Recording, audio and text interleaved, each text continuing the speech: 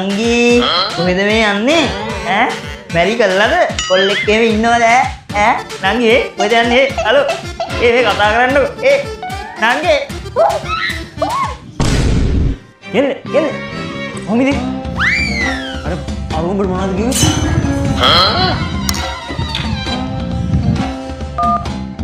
hello ඕක මහා නසරානියා අපේ ගෙවල් එහා පැත්තේ ඉන්නේ බේබත්තා ඕක ගෑනු හොරෙක් ඔහුෙන් දෙපාවකට මොනවද කිව්වේ